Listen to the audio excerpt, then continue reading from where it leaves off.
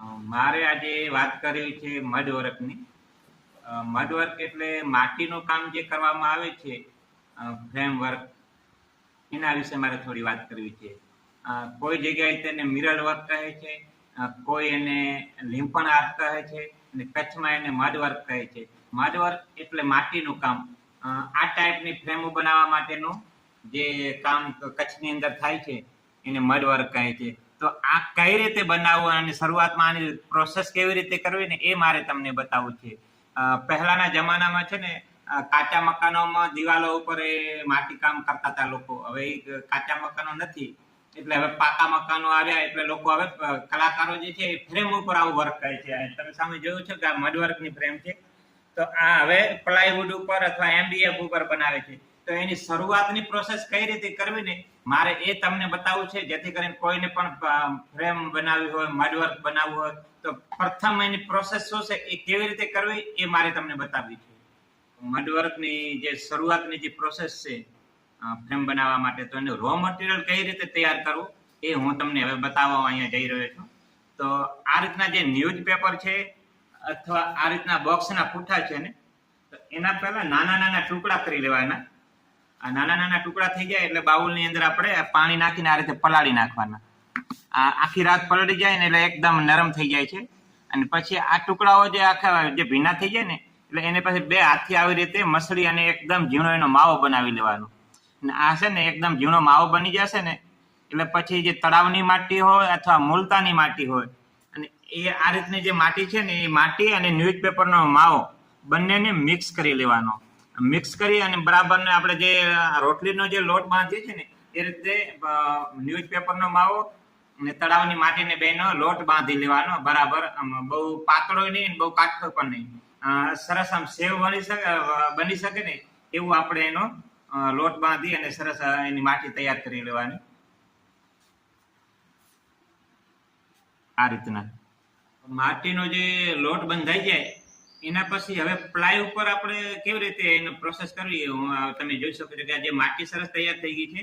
તો એને સૌ પ્રથમ આપણે છે ને એને કોઈ પણ બોર્ડ ઉપર આપણે એને આ રીતના ઘસી અને સેવ બનાવવાની હોય છે. અને બધી જે સેવથી જ આપણે એનું માટી કામ જે છે એ કરવાનું છે. અને આપણે પ્લાય બોર્ડ હોય, એમડીએફ હોય કે હાર્ડ બોર્ડ હોય એના ઉપર લગાડવાનું છે. આ રીતે સેવ બનાવવાની છે. પહેલી તમે જોઈ શકો છો એકદમ મીડિયમ સાઈઝની, બહુ જાડી નહીં, બહુ પાતળી નહીં, આપણને જેટલી જોઈએ એટલી સાઈઝની સેવ બનાવવાની છે.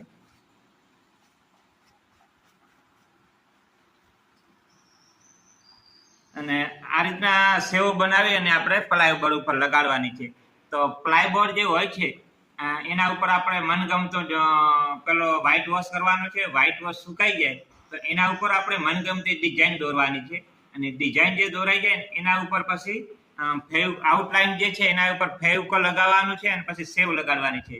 તો એમાં ફૂલ, પાંદડી જે બનાવવાનું હોય આપણને બોર્ડર, તો અહીંયા આ રીતના જો મેં આકાર બનાવી રાખ્યા છે. તો આ રીતના સેવો પણ બનાવીને તમે લગાવી શકો છો. બોર્ડરની બાજુમાં આવા ગોળ ગોળ રાઉન્ડ કરીને આપણે ગોળ ગોળ લગાવી શકો છો.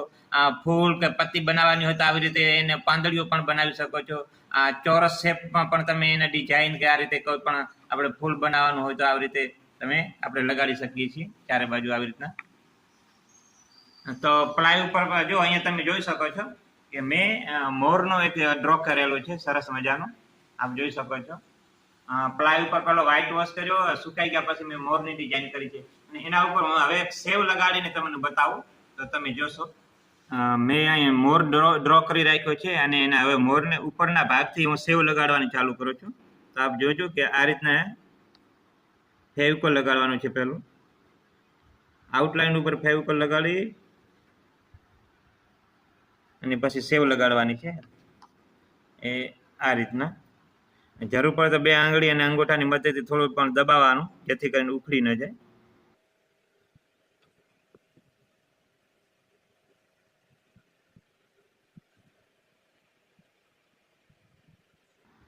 આવી રીતે આઉટલાઈન ઉપર સરસ મજાની સેવ લગાડતા જવાનું છે.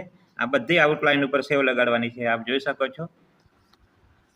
અને આ રીતે આખામાં આઉટલાઈન લાગી ગયા પછી, માટી લાગી ગયા પછી એના ઉપર પાછો આખો ફરીથી વ્હાઈટ વોશ કરવાનો છે. અને વ્હાઈટ વોશ કરશો ને એટલે આ ટાઈપના તમારી ફ્રેમ પાછી દેખાશે. એ અહીંયા આખું બની ગયેલો તમે ફ્રેમ જોઈ શકો છો. આખી માટીની સેવ લાગી ગઈ, એના ઉપર વ્હાઈટ વોશ થઈ ગયો અને હવે આખો આ રીતના એનો દેખાવ લાગશે. અને હવે આના ઉપર પછી હું છે ને હવે રંગબેરંગી કલર ભરીશ અને આખા કલર ભરાશે. એનો હું નેક્સ્ટ વિડીયો તમારી પાસે શેર કરીશ. તો આ વિડીયા પછી પણ બીજો વિડીયો તમે જોજો કે આમાં કલરફુલ હું કલર ભરવાનો છું. એ આખો વિડીયો પાછો અલગથી શેર કરીશ, એ તમે જોજો. અને મારી ચેનલને સબસ્ક્રાઇબ કરજો, શેર કરજો અને લાઈક કરજો.